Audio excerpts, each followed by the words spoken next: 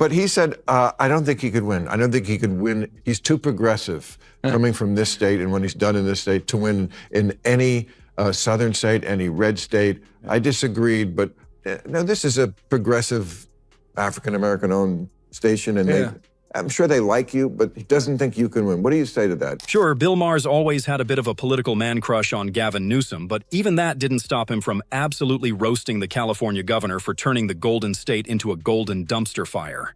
Mention 2028 and the Democratic nomination, and boom, Gavin's name is right there, like cilantro in a burrito, everywhere, whether you want it or not. But Maher's not having it.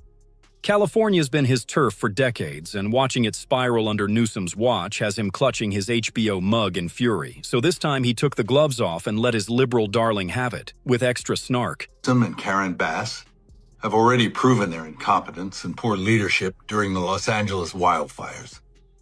Now, as we experience rampant lawlessness and civil unrest, it's never been more clear they're unable to respond effectively and responsibly during calamity.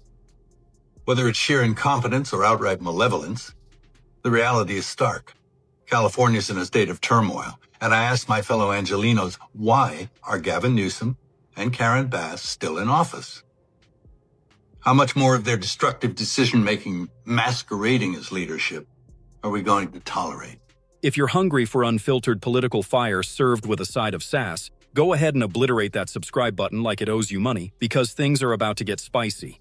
No, it's stuff like there's a new law in this. I think we have way too many regulations and laws, as we've talked about. And this one, I think, says if you're a department store with over 500 employees, you have to have a gender-neutral toy department. Yeah. Stuff like that. Yeah, I get it. So do you think that's silly? Do you think that's a silly thing that we too much government there? Look, that's an interesting one because the department stores came to us supporting that. And they're the ones making a case for that. They're making a case, they're already moving in that direction. Wanted you to make a law about them? Well, but they supported the legislation. It wasn't legislation that was enacted, that was initiated from my office, but it was legislation that came up with interesting support from the industry itself. Bill didn't tiptoe around. He dove straight into the bureaucratic swamp that is California under Gavin Newsom. According to Maher, the Golden State has turned into a red tape rodeo where trying to get anything done feels like entering a never-ending escape room designed by Kafka. He's not just irritated, he's livid. Maher says the avalanche of regulations and grandstanding politics are sucking the soul out of the state. Case in point, last year's wildfires, the government response, slower than a DMV line on a holiday weekend. Mismanaged, chaotic, and teetering on outright neglect. Fast forward to today, and California's flailing again, this time in response to ICE-related riots sweeping the state. Streets are on fire, accountability is MIA, and what was Newsom's big move? He practically high-fived the rioters and challenged Trump to, "Come at me, bro." He's been here 10 years. The fear, the horror, the hell is this guy? Come after me, arrest me, let's just get it over with. Tough guy. You know, I don't give a damn, but I care about my community, I care about this community. The hell are they doing? These guys need to grow up. They need to stop. And we need to push back. And I'm sorry to be so clear, but that kind of bloviating is exhausting. So Tom, arrest me. Let's go. But after the internet lit him up like a Christmas tree and criticism came flying in from both sides of the political circus, Gavin Newsom finally folded like a lawn chair. He issued a public apology, complete with groveling verbal gymnastics and some world-class backpedaling in a desperate attempt to patch up both his missteps and his MIA leadership. Then, out of nowhere, came the tough guy act. Newsom started talking big, legal consequences, imminent arrests, law and order, cue dramatic music. But for most folks, the plot twist was a little too late. The chaos had already done its damage, and his slow-motion response just made him look even softer. That sudden heel turn, it didn't scream leader taking charge. It screamed politician in panic mode, and the public wasn't exactly lining up to applaud the performance. What's going on in California? It isn't slowing down. The games are not slowing down. Newsom did eventually come out and apologize. If you want to go on Twitter, Rob, and just go to the apology video that he came out eventually. This is, I think, 4-5 days later. On day one, I asked him, I said, are you going to come out and do this? Watch how he's finally wanting to have his people be responsible. Go ahead, Rob. If you incite violence, I want to be clear about this. If you incite violence or destroy our communities, you're going to be held to account. Okay. That kind of criminal behavior will not be tolerated. Full stop. Already more than 220 people have been arrested, and we're reviewing tapes to build additional cases, and people will be prosecuted. How's a guy supposed to lead California, let alone the entire country, when he can't even keep his own backyard from bursting into flames, both literally and figuratively? That's the million-dollar question. If Gavin Newsom buckles under the pressure of in-state chaos, what happens when a real national crisis hits? Picture an aggressive foreign adversary knocking at our door. Does he crumble, apologize on live TV, and start a frantic PR cleanup? Leadership isn't about slick hair and sound bites. It's about strength, grit, and making the hard calls before everything goes to hell. And Maher, he's seen this movie before. Inept leadership dressed up in progressive buzzwords, and he's not buying a ticket. To Maher, California isn't just a mismanaged state. It's a red flag for the rest of the country. If this is the blueprint the left wants to roll out nationwide, he's waving the warning flag high. And honestly, who can blame him? Even Democrats are starting to side-eye Newsom's chances on a national ticket. Because if this is what presidential material looks like, the bar's in the basement. I was on KBLA yesterday, with my friend Tavis Smiley. I'm an investor and a supporter of that station. And he said, who do you want for running president? I mentioned, I think you'd be good at the job. Not this year, we know. No, I know. But he said, I don't think he could win. I don't think he could win. He's too progressive coming from this state and what he's done in this state to win in any southern state, any red state. I disagreed, but no, this is a progressive African-American-owned station, and I'm sure they like you, but he doesn't think you can win. Now here's the kicker. This was on a progressive African-American-owned station. They probably like Gavin Newsom just fine on a personal level, but politically? Even they don't think he stands a chance. And this isn't coming from some right-wing firebrand. This is a lifelong Democratic voter calling it like he sees it. And honestly, he's got a point. Gavin Newsom isn't just too progressive, he's too incompetent. And let's be real. Choosing between Kamala Harris and Newsom for a presidential ticket is like picking between a soggy sandwich and a flat soda.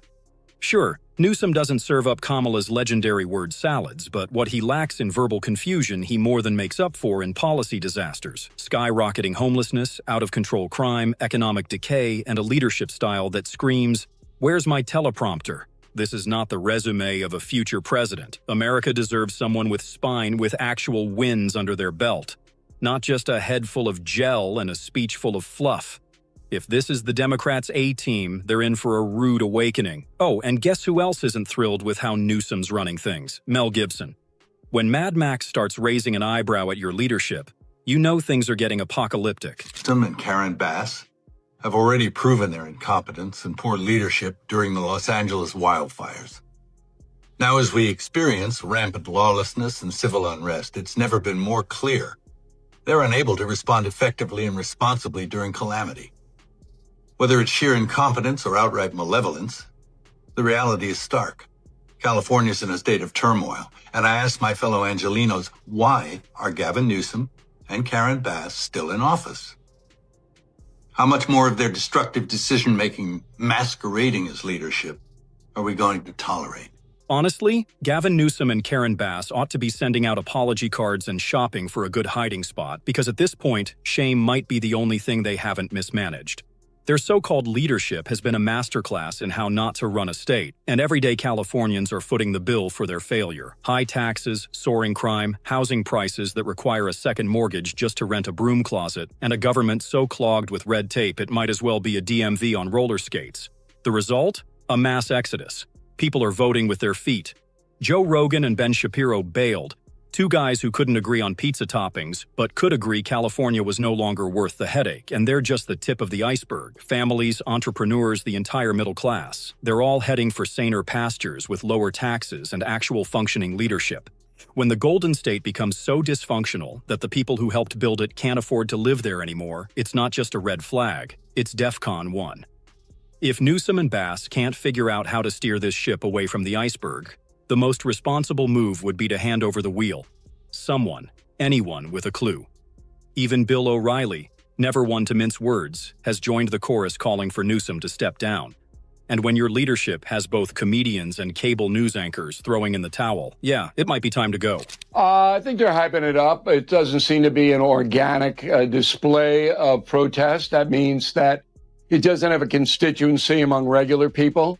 The Los Angeles protesters were fueled by very militant far-left organizations that passed out masks and frozen water bottles and other forms of protection for the protesters. Same thing in New York.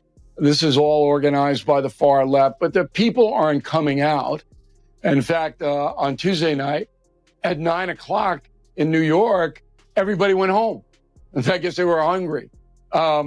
So this is kind of contrived, and the media hoped it would explode into something more so that Trump would look bad, but that doesn't seem to have been the case. Now, O'Reilly didn't drop any names, but come on, we all know who's lurking in the subtext. The moment things started going sideways, whose face popped into your head? That's right, Gavin Newsom. Let's be real. Who was quick to offer those wishy-washy, politically massaged statements when the protests ignited? Who danced around actual condemnation like it was a game of rhetorical hopscotch? It sure wasn't someone trying to restore order. It was someone trying to keep both hands on the progressive playbook while the state burned. And then there's the shady side of things, frozen water bottles and face masks mysteriously showing up at protests like party favors. Yeah, that doesn't exactly scream organic grassroots movement. It raises serious questions. Who's paying for all this? Who's coordinating the logistics? And more importantly, why? If any of these operations are being funded or facilitated by groups even loosely tied to Newsom, we're no longer talking about bad PR.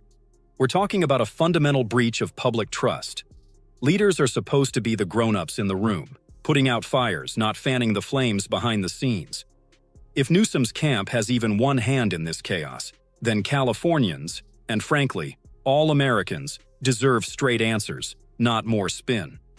That in California, Governor Newsom wanted these demonstrations to explode so he could use that as a political cudgel against Trump and elevate himself into a left-wing candidate for president in 28. And let me back that up. So when you have the police chief of Los Angeles in a press conference saying, we're outmanned, we can't control the violence, the fires on the cars, the throwing objects at our own police and ICE agents, we can't control it. And you don't have the governor immediately sending the National Guard down to help the LAPD, then you know the governor doesn't care or wants it to explode. And that's what I believe Newsom did. O'Reilly's got a point, and it's one that cuts through the noise. Gavin Newsom hasn't come out and officially declared he's running for president in 2028. But let's not kid ourselves. Between his non-stop national media tour, his shiny new podcast, conveniently branded as a cross-aisle love fest, and his sudden interest in sounding like a bipartisan statesman, the guy's basically walking around with a future POTUS sticker on his forehead. But here's where it gets sketchy. Is Newsom willing to risk public safety just to keep the progressive base swooning? That's the million-dollar question. By pushing soft-on-crime policies, downplaying civil unrest, and vanishing when accountability comes knocking, he's not exactly inspiring confidence. Sure, he might score a few brownie points with far-left Twitter, but meanwhile, average Californians are left dealing with the chaos. Presidential candidates are supposed to rise above the noise and lead, not pander to the loudest corner of their own party while the streets fall apart. And if Newsom's already playing political chess with people's lives and livelihoods before the campaign even kicks off, what's he going to do when the stakes are even higher? O'Reilly highlighted the contrast between New York's response to the protests and LA's, and it's a brutal comparison. New York stepped up. LA? Let's just say Gavin's fingerprints were all over the disaster, and the hypocrisy was louder than a Hollywood protest chant. In New York, they didn't want it to explode, and it's easier to control it here because the city is so claustrophobic, and the cops know how to do this, and they did a good job. So they didn't give the miscreants a lot of room to set anything on fire or things like that, and you didn't need the federal presence. Yes, that's what real leadership looks like. Being in tune with your city, reading the room before it explodes, and stepping in before the chaos hits full throttle. It's not glamorous, and it's rarely politically convenient, but it's the job. The governor of New York, also a Democrat, mind you, proved exactly that. When things started heating up, she didn't flinch. She mobilized resources, drew a hard line, and made it crystal clear. Keeping people safe wasn't some optional focus group-tested gesture. It was the priority. No doublespeak, no delay. Just boots on the ground and decisions made. Now contrast that with Gavin Newsom. His response? A slow-motion shrug wrapped in a press release. Everything felt calculated, less about leadership and more about optics. While he was busy balancing political tightropes, businesses were burning, neighborhoods were rattled, and trust in government sank even lower than California's water reserves. This is the difference between someone who governs and someone who's too busy polishing their campaign narrative. One steps up, the other stalls. And when people are in danger, hesitation isn't just a bad look, it's a leadership failure. And by the way, or the notion we just have to continue to talk to ourselves or we're in the same damn echo chamber. These guys are crushing us. The Democratic brand is toxic right now. We had a high water mark 2 weeks ago, and that was a CNN poll at 29% favorability. It's dropped in the NBC poll down to 27%. It's one thing to make noise, but you also have to make sense. Surprisingly, Gavin Newsom actually got this one right. Because let's face it, the Democratic Party is starting to resemble a political escape room, and even its most loyal insiders are looking for the nearest exit. Case in point, former White House Press Secretary Karine Jean-Pierre, who recently announced she's parting ways with the party. Now, she didn't spell out the reasons in big flashing lights, but come on. You don't just ghost a party you served at the top unless the dysfunction behind the curtain got way too loud to ignore. Her departure wasn't some random career pivot. Between the blandly worded press statements and the media tap dancing, it's painfully clear she got chewed up by the same broken system she used to defend on the daily. Whether it's the backstabbing internal factions, the increasing disconnect from working Americans, or the endless obsession with identity optics over actual results, the party's in a full-on identity crisis. Newsom may still be clinging to the wheel, but even he can't ignore the fact that the ship's taking on water fast. When party elites start walking, not whispering, walking, it's not just a warning sign. It's an air raid siren. And on that note, we're wrapping up today's firestorm of a video. If you liked what you heard, slap that like button, smash subscribe, and get ready for more unfiltered takes in the next episode. Thanks for watching. We'll see you next time.